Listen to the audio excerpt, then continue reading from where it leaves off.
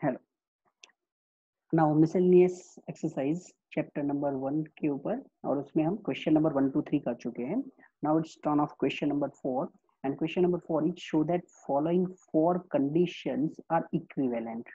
Equivalent का मतलब क्या होता है? ये सभी का मीनिंग एक्चुअली एक ही है, बराबर। सभी का एट लास्ट मीनिंग अगर हम मैथमेटिकली देखते हैं तो ये सब एक ही चीज बोल रहे हैं। तो ये जो इक्विवेलेंट है इसको हम प्रूव कैसे करते हैं? तो इसको प्रूव करने का तरीका ये है कि आप 1 को एक्सेप्ट करो और फिर आप प्रूव करो 2। 1 को एक्सेप्ट करके 2 प्रूव करो, फिर 2 को एक्सेप्ट करके आप 3 प्रूव करो, 3 को एक्सेप्ट करके आप 4 प्रूव करो, एंड 4 को एक्सेप्ट करके आपको 1 प्रूव करना है, बराबर। ये तरीका होता है इक्विवेलेंट प्रूव करने का। तो सबसे पहले हम यूजिंग 1 2 प्रूव करेंगे। तो यूजिंग 1 दैट इज हमने 1 एक्सेप्ट कर लिया। Let A is subset of B. Now A is subset of B, इसका मतलब क्या होता है? तो इसका मतलब होता है every element of set A is an element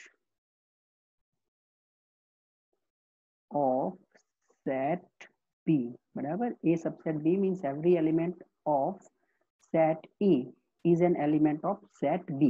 It means what? It means there is no element, which is in only A. There is no element which is in only A. ऐसा कोई element नहीं है जो सिर्फ ए में है, बराबर। वो एलिमेंट ए में है तो डेफिनेटली वो बी में भी होगा, and this gives a minus B equal to empty, because a minus B का मतलब होता है set containing elements which are in only A. But हमने तो बोला ए के सभी एलिमेंट्स बी में है, इसका मतलब ऐसा कोई एलिमेंट नहीं है जो सिर्फ ए में है। तो a माइनस बी में क्या होगा? Nothing, that is empty. तो ये हमने 1 को एक्सेप्ट करके 2 प्रूव किया। अब हमको क्या करना है? 2 को एक्सेप्ट करके आप 3 प्रूव करो, बराबर। तो 2 को एक्सेप्ट करके 3 प्रूव करना है, means let a minus B equal to 5। अब a minus B equal to 5, इसका मतलब क्या हुआ? तो इसका मतलब हमने क्या लिखा था? There is no element, there is no element which is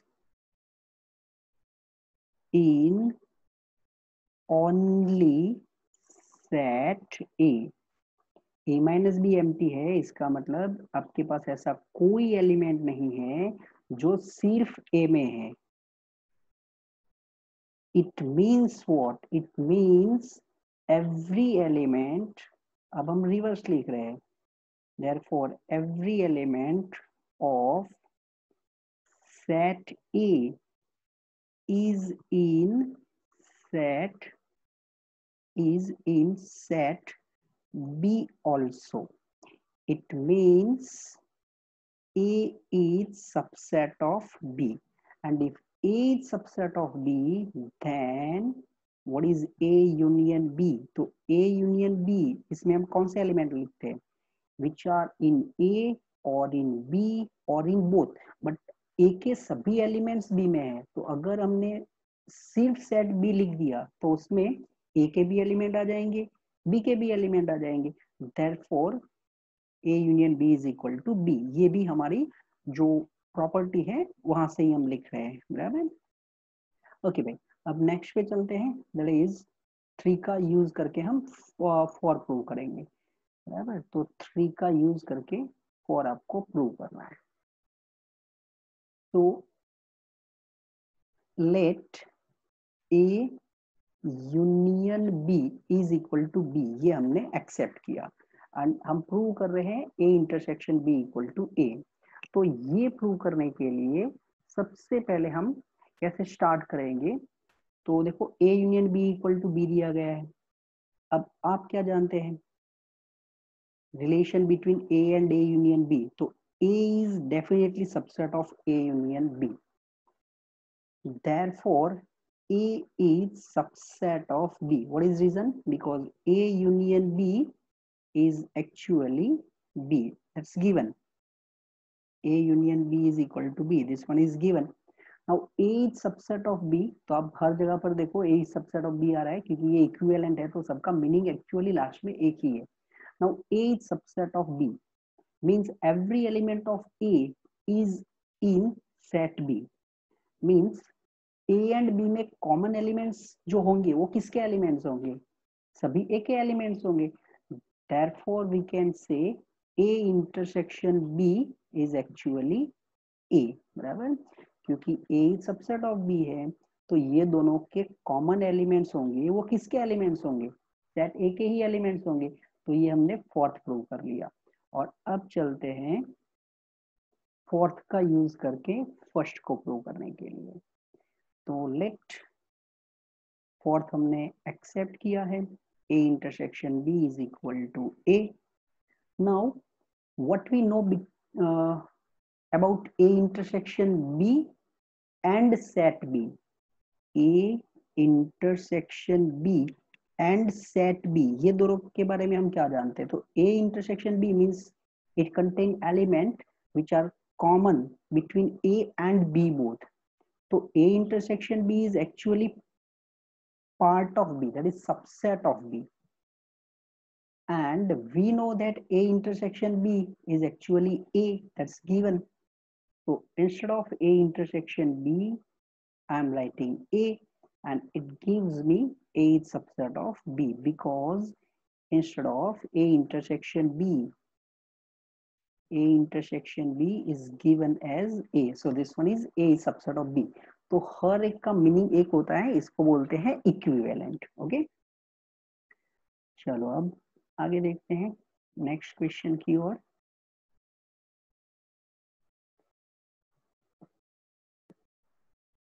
And next one is prove that A is subset of B, then set C minus B is subset of set C minus A.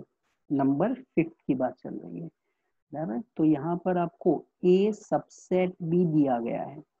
A subset B का मतलब क्या होता है? A subset B का मतलब होता है every element of set A is in set B. बराबर, every element of set A is in set B also, right? अब हमको C minus B subset of C minus A prove करना है. तो यहाँ से हम स्टार्ट कर रहे हैं, let X belongs to C minus B, because subset prove करने के लिए क्या प्रूव करना पड़ेगा? C minus B के सभी एलिमेंट आपको C minus A में प्रूव करने हैं. तो X belongs to C minus B, इसका मतलब क्या होता है? तो C minus B की डेफिनेशन क्या थी? C minus B का डेफिनेशन होता है Y. अगर हम Y लिखते हैं, Y belongs to C but Y is not in B, ये होता है इसका डेफिनेशन. तो X belongs to C minus B, that is X belongs to C but X is not in B. Now A is subset of B. X is not in B and therefore X is not in A. What is reason? Because अगर X A में होगा, if X is in A then it is in B also. बराबर ना. तो अगर आपका X B में नहीं है तो वो A में हो ही नहीं सकता. अगर आप ऐसा सोचेंगे X is in A तो वो कहाँ चला जाएगा? सेट B में भी चला जाएगा और वो वहां पर आप क्या करेंगे? कॉन्ट्राडिक्ट हो जाएगा ना. So X is not in B, therefore X is not in A. So what can we say? X belongs to C, but X is not in A. So it is in only C, only C. So we can write X belongs to C minus A. तो हमने start किया था X belongs to C minus B. Now your element is in C minus A, and therefore C minus B is subset of C minus A. ये हो गया number 5. Now going on number 6, and number 6 is assume that power set of A equal to power set of B. Show that A equal to B. Means power set of A is same as power set of B और आपको prove करना है A equal to B. Okay, तो दो set equal कब होते हैं? वापस अगर आपको ऐसा प्रूव करना है, टू सेट्स आर इक्वल, आपके पास सेट के एलिमेंट तो है नहीं, तो अगर मुझे ऐसा प्रूव करना है set x and set y are equal, then I have to prove x is subset of y and then I have to prove y is subset of x. बराबर, क्योंकि हमारे पास एलिमेंट नहीं है तो हम ऐसे प्रूव कर देंगे x y का सबसेट है, फिर हम प्रूव करेंगे y x का सबसेट है, तो एक्चुअली क्या हो गया, दोनों इक्वल हो गए. तो यहाँ पर भी आपको a equal to b prove करना है, तो हम पहले प्रूव करेंगे a is subset of b and then we prove b is subset of a. So using power set of a equal to power set of b, ये जो data है इसका यूज होना चाहिए. तो A belongs to power set of A. बराबर, because power set का मतलब क्या होता है, set of subsets. Because power set of A, power set of A means set of subset of A. तो सेट इटसेल्फ का तो सबसेट होगा ही, तो A belongs to PA.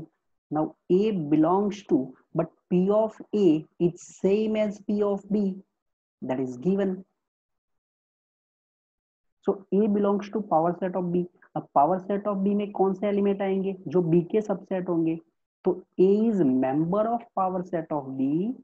Power set में कौन से एलिमेंट आएंगे, जो B के सबसेट होंगे.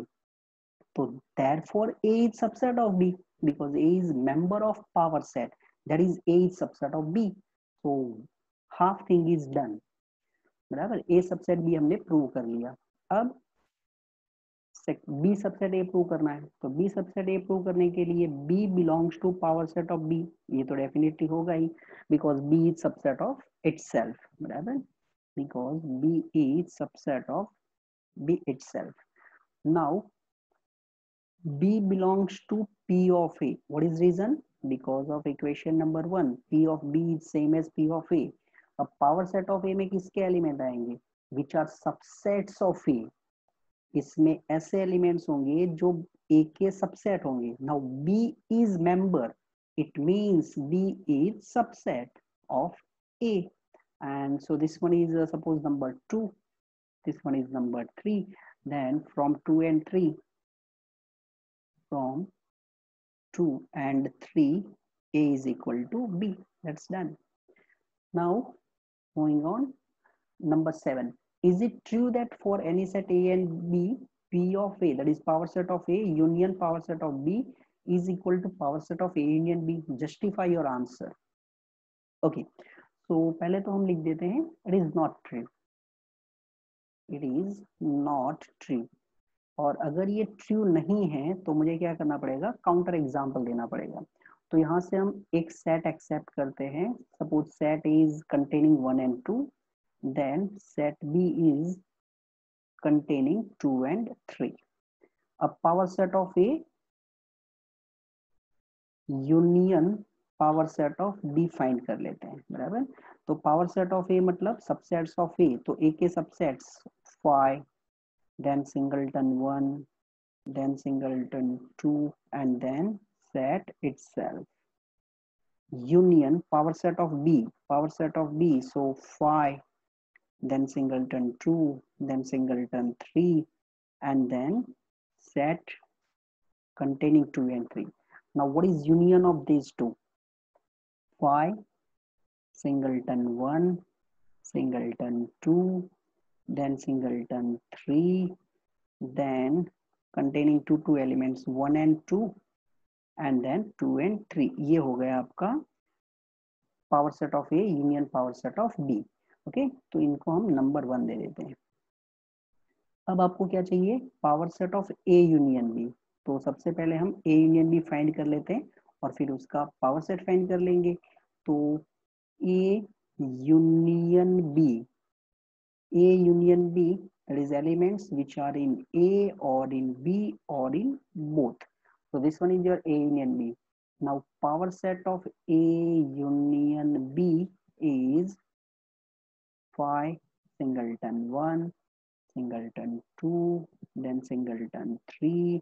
अब दो एलिमेंट लेंगे तो 1 and 2, then 2 and 3, then 1 and 3. ये दो एलिमेंट्स की पेयर आई और सेट इटसेल्फ. तो दिस वन इज नंबर 2. अब यहाँ पर आप देख सकते हैं 1 3 it is in power set of A union B, but it is not in power set of A union power set of B. तो इसके एलिमेंट एग्जैक्टली सेम नहीं है, और एग्जैक्टली सेम नहीं है तो हमको क्या बोलना चाहिए, P of A union B is not same as power set of A union power set of B. अब जस्ट मैं आपको एक क्वेश्चन कर रहा हूँ, when it become true, बराबर. अब सोचना है इसके बारे में कि ये ट्रू कब होगा. P of A union P of B is equal to power set of A union B. ये ट्रू तो होता होगा ना, तो कब ये ट्रू होता होगा, आप खुद सोचना है इसके बारे में.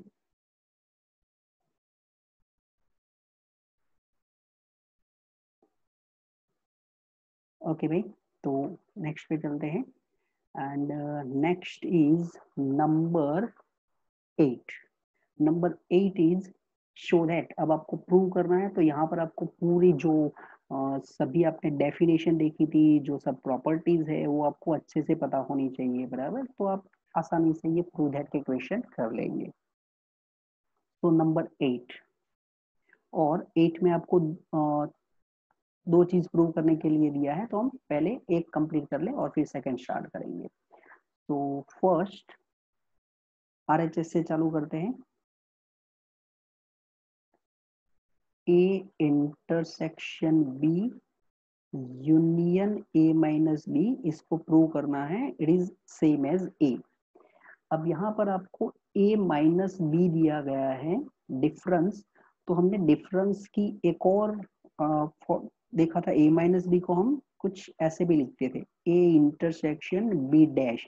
और जब मैंने डिफरेंस सेट किया था तभी आपको बोल दिया था कि प्रूव दैट के क्वेश्चन आएंगे ना, तब हम A माइनस बी की जगह पर A इंटरसेक्शन B डैश का यूज करेंगे प्रूव करने के लिए.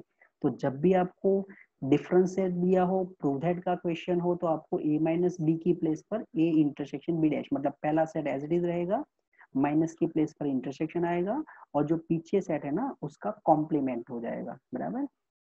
अब यहाँ से आप कुछ ऐसा समझ सकते हैं कि देखो ये A इंटरसेक्शन और यहाँ पर भी A इंटरसेक्शन है, तो A इंटरसेक्शन आप निकाल देंगे तो आपको मिल जाएगा B यूनियन B डैश. ये एक्चुअली हमने डिस्ट्रीब्यूटिव लॉ का यूज किया, बराबर. A इंटरसेक्शन आप सोच लो कि ये आउटसाइड निकल चुका है, तो पहले में क्या बचा B यूनियन, और यहाँ पर हो गया B dash.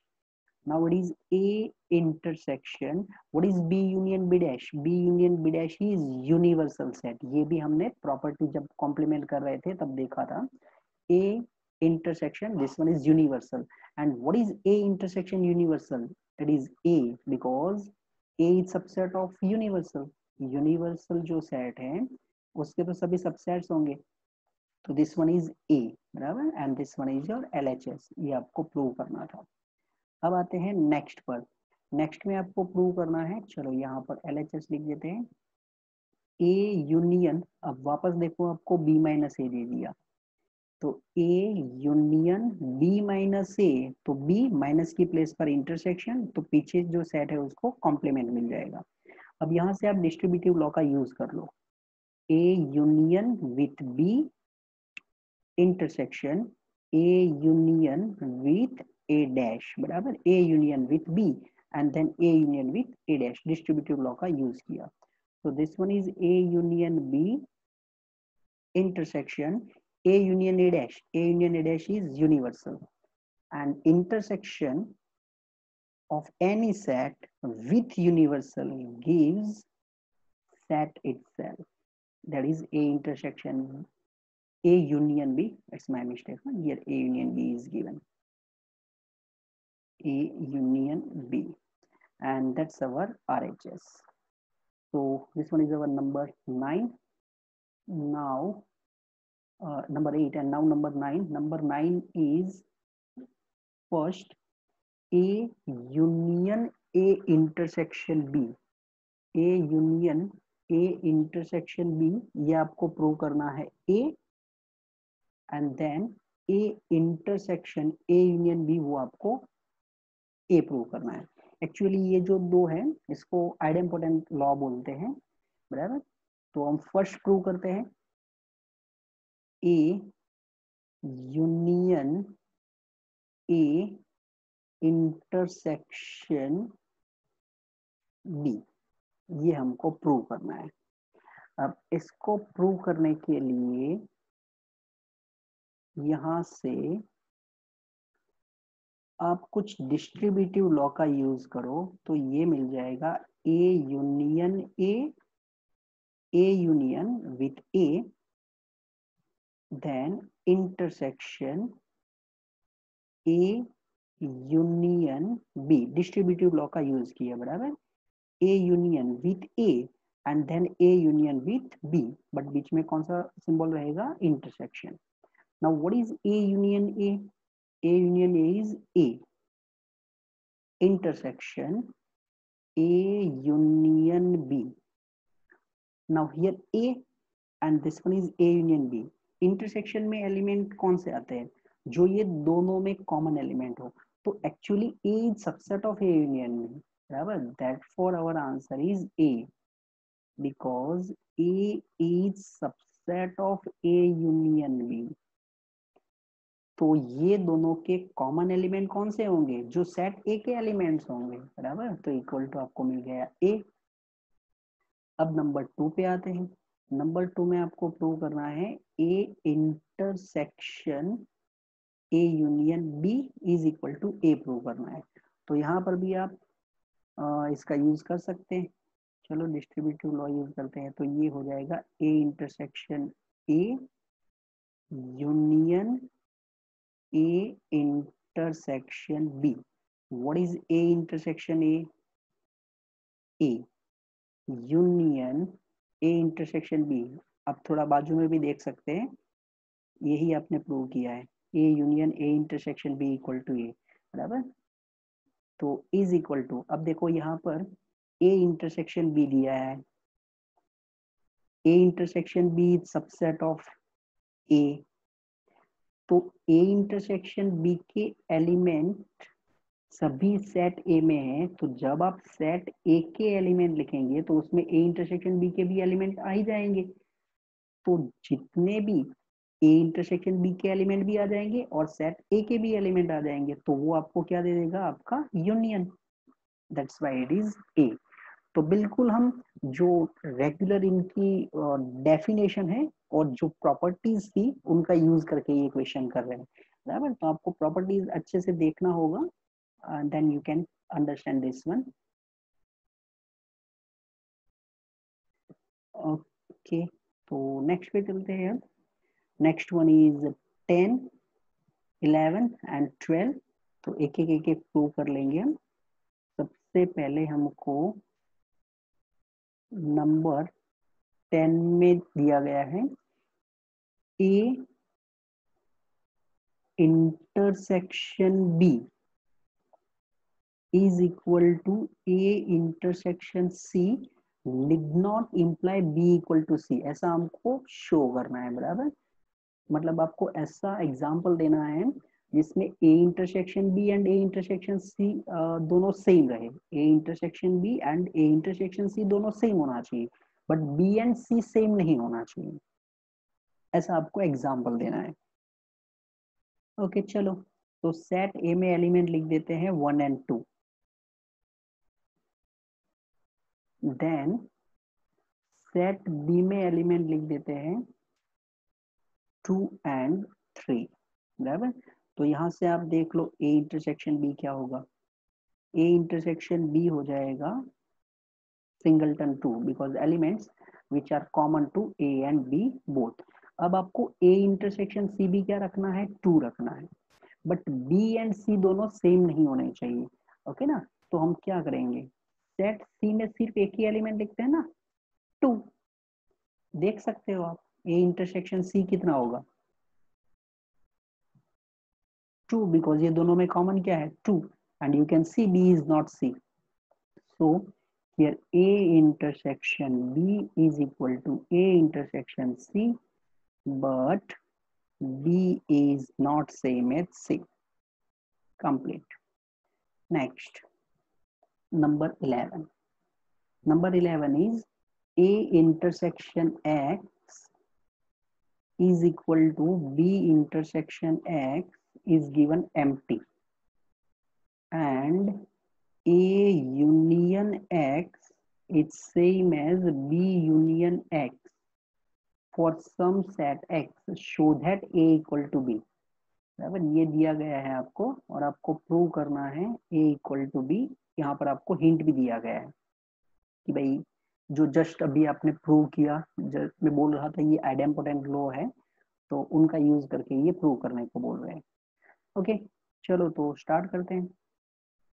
A equal to A intersection A union X, this one is given in hint, you can see. और ये आपको याद भी रखना चाहिए, जैसे मैंने बोला ये आइडेम्पोटेंट लॉ है. तो A intersection, now see here A union X, and in question it is given that A union X is same as B union X. So instead of A union X, we are writing B union X. Now we use distributive law. So A intersection with B and then A intersection with X, A intersection with B and then A intersection with X, between them union. So this one is A intersection B union. Now you can see A intersection X is given empty. So A intersection X, it is empty, and A intersection B union empty set is A intersection B. So this one is our A equal to A intersection B. Now similarly we do for set B. So B is same as B intersection B union X. Therefore B intersection, instead of B union X, we use A union X. जो हमने पूरा process किया था वो उल्टा करेंगे अब. तो यहां से मिल जाएगा आपको B intersection A distributive law union B intersection X. Now B intersection X is given empty. So this one is B intersection A union empty set. This gives B intersection A, and we know that intersection is commutative. So B intersection A is same as A intersection B. So here A is same as A intersection B. B is also same as A intersection B, and it gives A equal to B. So this one is our number 11. Now turn off number 12. Here find sets A, B and C such that A intersection B is non-empty, B intersection C is non-empty, A intersection C is non-empty, but A intersection B intersection C is empty. Means pairwise लेंगे तो non-empty होना चाहिए, and एक साथ 3 set लेंगे तो empty हो जाना चाहिए. बराबर, तो स्टार्ट करते हैं. Set A. अब जब एग्जाम्पल मुझे देना है तो मैं डेफिनेटली छोटे छोटे ही सेट लूंगा. सो set A is containing 1 and 2. Then we take set B containing 2 and 3. और यहाँ पर आप देख सकते हैं मेरे लिए A intersection B जो होगा वो हो जाएगा 2, and this one is definitely non-empty. अब हम सेट C लेते हैं. सेट C में मैं लिखता हूँ 1 and 3. तो अब यहाँ पर आप B इंटरसेक्शन C चेक कर लो. आपका B इंटरसेक्शन C ये दोनों में क्या है common 3. So this one is also non empty. अब जरा आप A इंटरसेक्शन C भी चेक कर लो. 1 2 और यहाँ पर 1 3, तो दोनों में कॉमन क्या है 1. This one is also non empty. और क्या कोई ऐसा एलिमेंट है जो तीनों सेट में दिया गया हो? No. So A intersection B intersection C is empty, and that's our example. So number 12 done. Now it's turn off next okay 13 14 और यहाँ पर जो सेट है उसमें कुछ प्रैक्टिकल प्रॉब्लम्स आए हैं अब हमारे पास मींस जो हम फॉर्मूला यूज करते थे N of A union B and A union B union C तो उसके लिए now here question is in a survey of 600 students in a school 150 students were found to be taking tea and 225 taking coffee 100 were taking both tea and coffee how many students were taking neither tea nor coffee तो यहाँ पर भी जो मैं बार बार word बोलता था यहाँ पर ऐसा कहीं पर नहीं लिखा है at least one is compulsory it means this 600 is not a union B it is universal बराबर एटलीस्ट ऐसा कंपल्सरी नहीं है तो 13 पे चलते हैं सबसे पहले यूनिवर्सल के लिए मैं डायरेक्टली लिख ही देता हूँ क्योंकि यूनिवर्सल को हम ज्यादातर यू ही सिंबल देते हैं बराबर तो मैं उसका सिंबल नहीं देता now A is set of students taking tea okay and B this one is set of students taking coffee okay तो सबसे पहले number of element in universal is given 150 were taking tea that is number of element in A is given 150 then 225 taking coffee that is n of B is given 225 100 were taking both that is n of A intersection B is given 100. Question is how many were taking neither tea nor coffee? जो T लेंगे उनके लिए तो set a symbol दिया है तो neither tea that is A dash nor coffee means not coffee that is B dash neither tea nor coffee ना तो आपको टी लेना है ना तो आपको कॉफी लेना है it means we want to find number of elements in the set A dash intersection B dash but here A dash intersection B dash so we know De Morgan अगर आपके दोनों सेट के ऊपर complement का symbol आएगा तो De Morgan rule की entry होगी तो N of A union B dash De Morgan rule का यूज किया हमने अब एक और चीज अगर आपको सेट एक्स के कॉम्प्लीमेंट में एलिमेंट फाइंड करने हैं तो वो हम कैसे फाइंड करते थे number of element in universal minus number of element in set x तो यहाँ पर ए यूनियन बी का कॉम्प्लीमेंट है तो यहाँ पर आपको लिखना चाहिए number of element in universal minus number of element in A union B number of element in U is given 600 and number of element in A union B that is our formula Na plus Nb minus N of A intersection B. So it is 600 minus N of A. N of A is 150 plus N of B is 225 and N of A intersection B is 100. So it is 600 minus 275.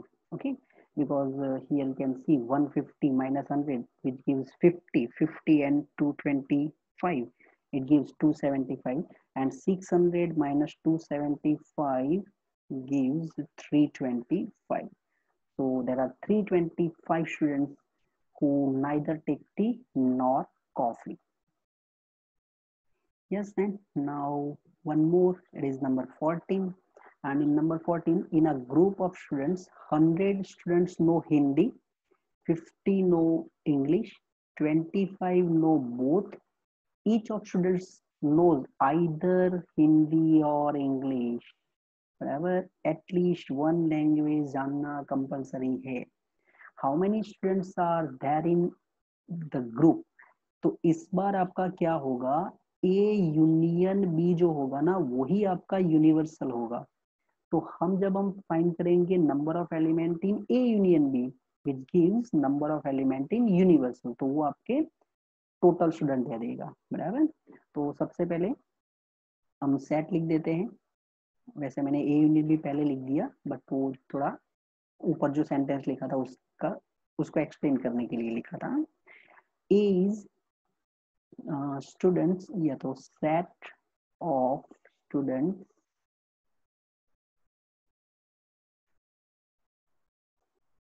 who know first is Hindi and B is set of students who know English.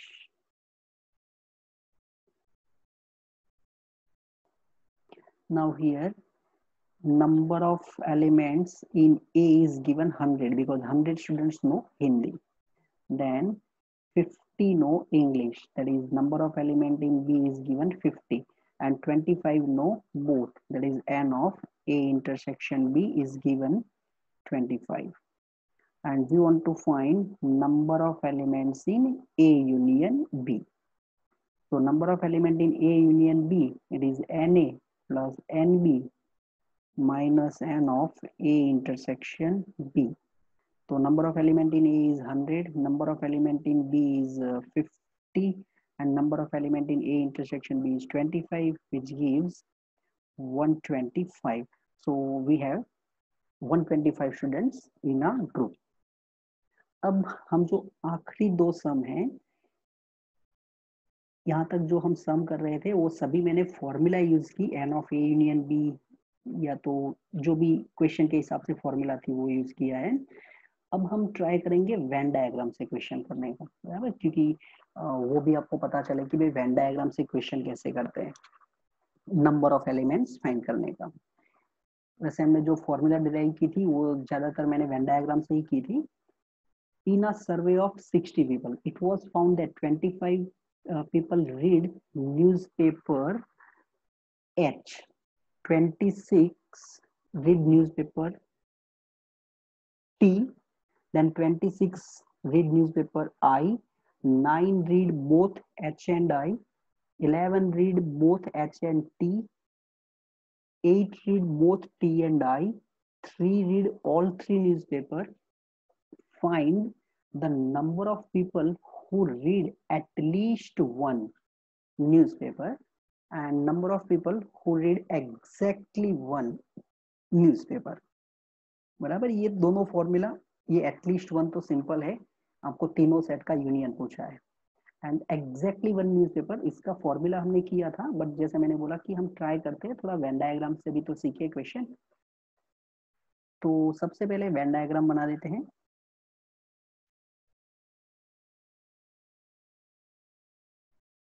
Okay, ये rectangle बना लिया हमने जिसको हम universal बोलते हैं.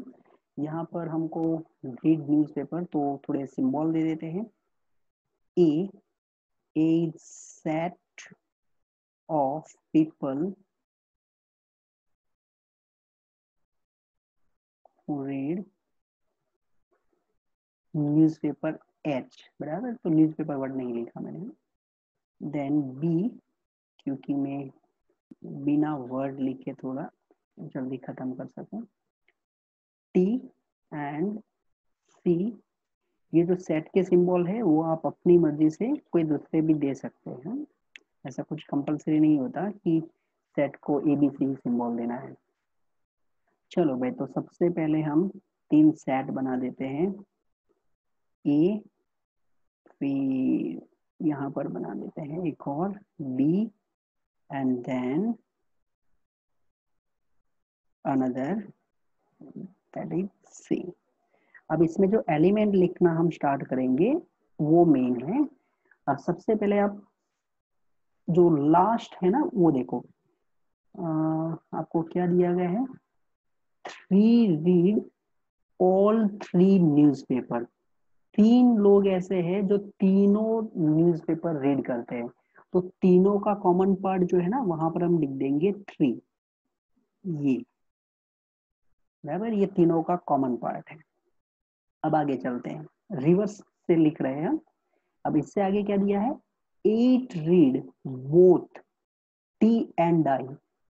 T and I, तो ये जो ए है ना इसको हमने एच बोला है, हाँ, ए से हमने एच निकाला है, बी से हमने निकाल दिया है आई, और जो सी है ना उसको बी का क्या है, टी सिंबल दिया है हमने, एंड सी के लिए आई यूज किया है।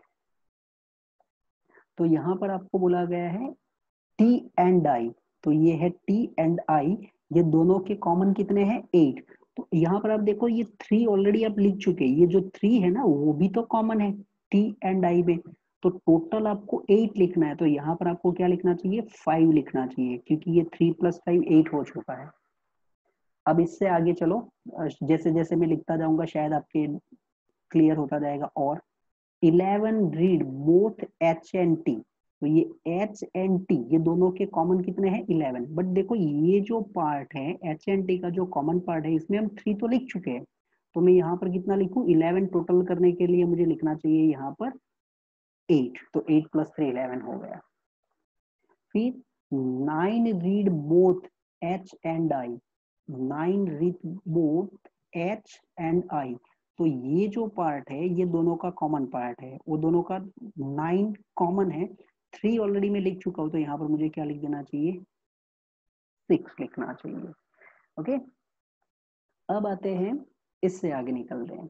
अब इससे आगे क्या दिया है, 26 रीड न्यूज पेपर आई।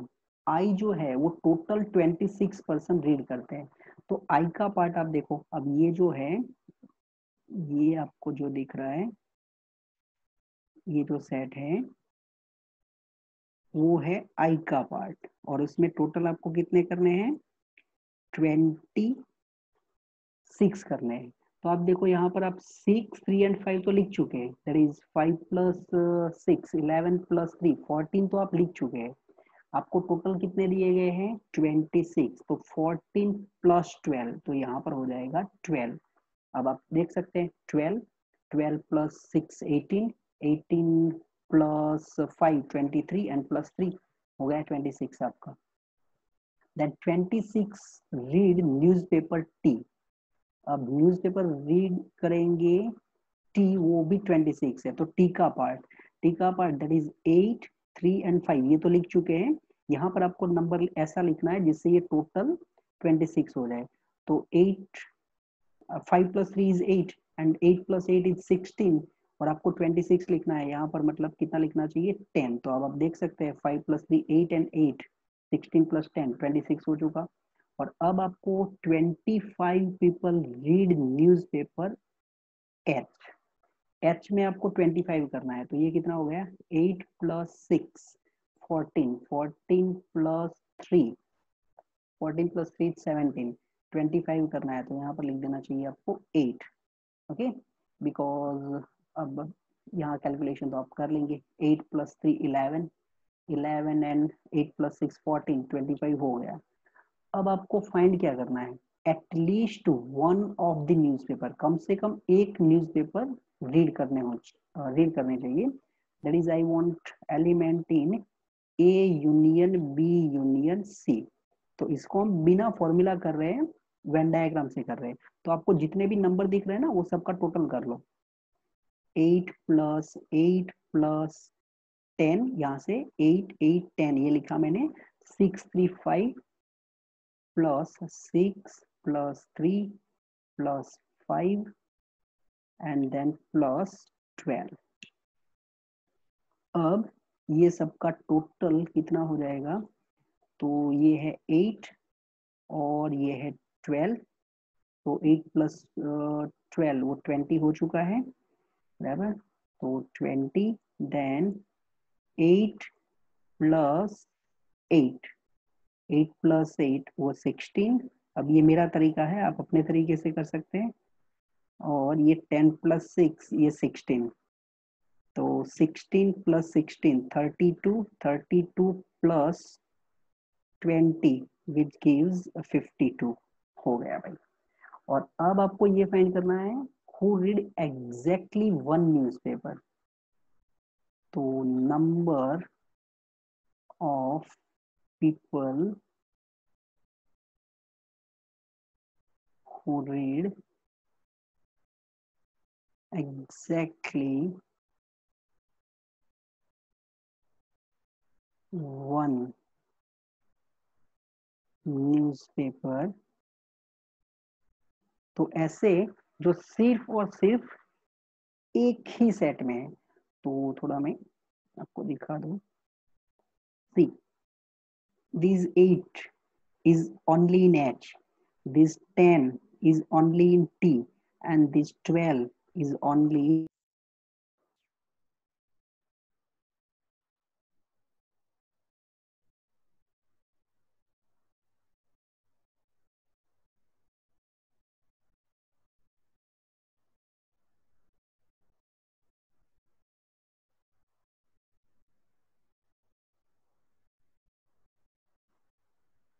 तो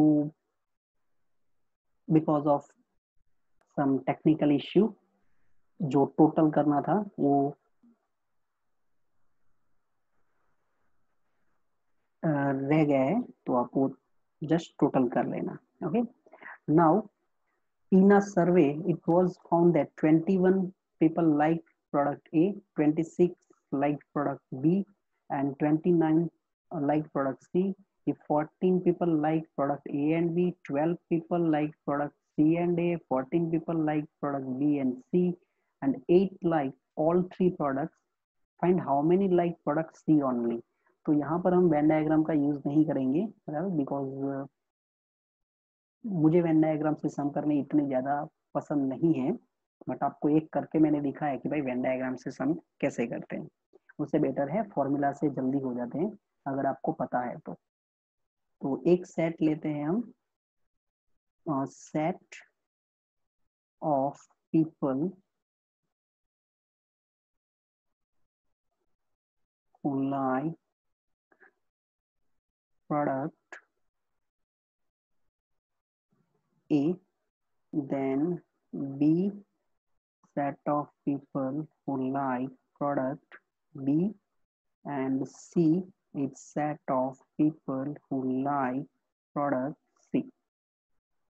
now जो डेटा दिया गया है, n of A is 21, then n of B is 26, then n of C is given 29, then 14A and B, that is n of A intersection B is given 14, then 12 C and A, C intersection A is given 12, then 14 like B and C, B and C is 14, and 8 like all three, n of A intersection B intersection C is equal to given 8। Question is how many liked product C only। ऐसे कितने हैं जो उनको सिर्फ product C पसंद है, that is C, not A, that is A dash, not B, that is B dash. ये हमको फाइंड करना है, बराबर। तो ओनली सी, अब इसको फॉर्मूला अगर आपको डायरेक्टली याद है तो सबसे बेटर, नहीं याद है तो अभी जस्ट हम बना लेंगे। ये है सेट ए, ये है सेट बी और ये है सेट सी। अगर मुझे ऐसे एलिमेंट चाहिए जो सिर्फ ये पार्ट में है, ओनली इन सी, तो सबसे पहले हम लिखेंगे एन ऑफ सी।